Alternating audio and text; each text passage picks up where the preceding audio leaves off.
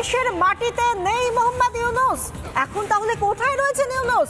ফ্রান্সে মুখ লুকিয়েছেন নাকি বাংলাদেশের অন্তর্বর্তী সরকারের প্রধান? ট্রাম্পের প্রত্যাবর্তন, ভ্যানিশ ইউনূস।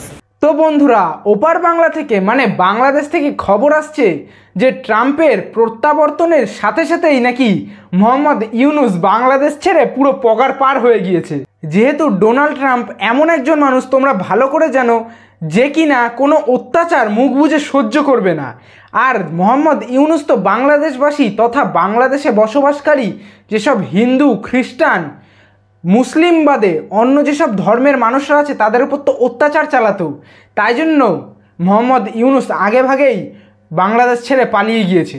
তো বন্ধুরা, আজকের ভিডিওতে তোমরা সবাই সাথে থাকো, কারণ আজকের ভিডিওতে প্রত্যেকটা তথ্য জানাবো যে ইউএসের প্রেসিডেন্ট বর্তমানে ডোনাল্ড ট্রাম্প হওয়ার ফলে বাংলাদেশ প্লাস আমাদের ভারতে কি কি এফেক্ট পড়তে চলেছে।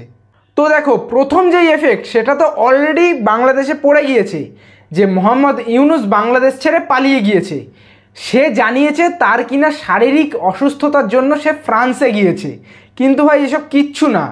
আচ্ছা, তোমরা একটু নিজেরাই ভাবো তো, ডোনাল্ড ট্রাম্প যেদিনই ইউএসের প্রেসিডেন্ট হিসাবে আবার দ্বিতীয়বারের জন্য গণ্য হলেন, সেই দিনই তার শরীর খারাপটা হতে হলো না? তার আগেও হলো না, তার পরেও হলো না, ঠিক সাথে সাথে তখনই হলো এবং তার সাথে সাথে ফ্রান্সেও চলে গেল।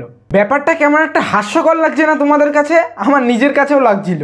তো দ্বিতীয়ত, বাংলাদেশে যেই বড় এফেক্টটা পড়তে চলেছে, তোমরা মানো চাই না মানো, শেখ হাসিনা আবারও বাংলাদেশে ফিরতে চলেছে। কারণ ডোনাল্ড ট্রাম্প জীবনে চাইবে না যে বাংলাদেশের পরিণতি আরও অবনতির দিকে এগোক। তাই জন্য ডোনাল্ড ট্রাম্প বাংলাদেশের কথা চিন্তা করেই শেখ হাসিনাকে ঠিক আনতে চলেছে। মানে ওই এক কথায় তোমরা বলতে পারো যে শেখ হাসিনা ডোনাল্ড ট্রাম্পের হাত ধরেই বাংলাদেশে ফিরতে চলেছে আবার। এবং তোমরা আমার এই কথাটায় বিশ্বাস করবে কি করবে না আমি ভাই অত কিছু জানি না, কিন্তু শেখ হাসিনা যদি বাংলাদেশে ফিরে আসে আবার, বাংলাদেশের অবস্থা কিছুটা হলেও উন্নতি ঘটবে, অবনতি নয়। এবং তৃতীয় এফেক্ট যেটা অবশ্যই বাংলাদেশে পড়তে চলেছে, সেটা হলো বাংলাদেশে যেসব হিন্দুরা ছিল যাদের ওপর পাশবিক অত্যাচার হতো, বা খ্রিস্টানরা ছিল যাদের ওপর পাশবিক অত্যাচার একেবারে তাদেরকে দুমড়ে মুচড়ে শেষ করে দিয়েছিল, তাদের ওপর থেকে অত্যাচার পুরোই কমে যাবে। তাতে আমরা ভারতীয়রা সত্যি বলতে খুব খুশি হব, কারণ আমরা কখনোই চাইবো না যে আমাদের ভারতীয়রা যারা বাংলাদেশে আছে তারা পাশবিক অত্যাচারের মুখে পড়ুক। 4 নম্বর এফেক্ট যেটা বাংলাদেশে পড়তেই চলেছে বন্ধুরা, যারা বাংলাদেশে থাকো তারা অবশ্যই খুশি হবে, কারণ তোমাদের বেঁচে থাকতে গেলে খাদ্য প্রয়োজন। আর যেই খাবারের দাম সেই মোহাম্মদ ইউনূস, ওই অসভ্য লোকটা খাবারের দামগুলোকে বিশাল পরিমাণে, বিপুল পরিমাণে বাড়িয়ে রেখেছিল, সেই খাবারের দাম কিন্তু বন্ধুরা কমতে চলেছে। কারণ মোহাম্মদ ইউনূস বলে সেই ব্যক্তিই তো থাকবে না যদি ডোনাল্ড ট্রাম্প একবার নড়ে চড়ে বসে। তো এ তো গেল বাংলাদেশের এফেক্ট যেটা বাংলাদেশে পড়তে চলেছে। এরপর আসি ভারতের এফেক্টে। ভারতে কি এফেক্ট পড়তে চলেছে দেখো বন্ধুরা, তোমরা সবাই জানো ডোনাল্ড ট্রাম্প আর আমাদের নরেন্দ্র মোদী দুজন খুব ভালো একজন বন্ধু।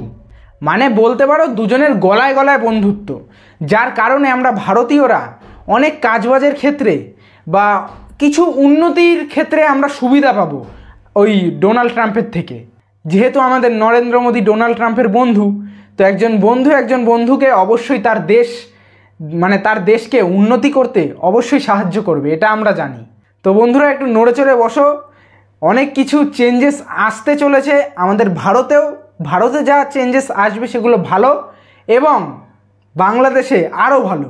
হ্যাঁ, এবার হয়তো এটা হতে পারে বাংলাদেশের যেসব সো কল্ড ছাত্র সমাজ ছিল তাদের জন্য এটা খারাপ খবর, কারণ তারা অনেক কষ্টে আন্দোলনে নেমে অনেক মারধর খেয়ে শেখ হাসিনাকে তাড়িয়েছিল বাংলাদেশ থেকে।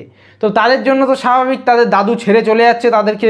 মোহাম্মদ ইউনূস তো তাদের দাদু, তাই না? তো তাদেরকে ছেড়ে চলে যাবে, এটা তাদের জন্য খারাপ খবর। তো যেসব ছাত্র সমাজরা আমার ভিডিওগুলো দেখছো বাংলাদেশ থেকে তারা ভাই অত মন খারাপ করার কোনো মানে চিন্তা নেই। দাদু চলে গেছে তো কি হয়েছে, শেখ হাসিনা আসছে, কোনো সমস্যা নেই। তবে হ্যাঁ ভাই, ওই মোহাম্মদ ইউনূস গেলে বাঁচি বাংলাদেশ থেকে ভাই, আমরাও ভয়ে ঠয়ে রয়েছি। মোহাম্মদ ইউনূসের যা মানে চিন্তাধারা কবে ভারতকে গ্রাস করে বসবে। তো সে গেলে ভাই আমরাও বাঁচি, সত্যি বলছি। সে গেলে আমরাও একদিক থেকে বাঁচি, আমরাও একটু চিন্তামুক্ত হব। তো যাই হোক, এই এফেক্টগুলো পড়তে চলেছে আগামী দিনে। একটু নড়ে চড়ে বসো কিন্তু সবাই, ঠিক আছে? এই চেঞ্জেসগুলো দেখার জন্য সবাই প্রস্তুত থেকো। তো যাই হোক, যেই সব এফেক্টগুলো পড়তে চলেছে সেই এফেক্টের কথা আমি বিভিন্ন সূত্র মারফত এবং সমাজ মাধ্যমে জানতে পেরে তোমাদেরকে আর জানালাম। কেমন লেগেছে অবশ্যই জানিয়ে যেও কমেন্ট বক্সে। আর ইউটিউব চ্যানেলটা অবশ্যই আমার সাবস্ক্রাইব করে দিও কিন্তু। Tata guys.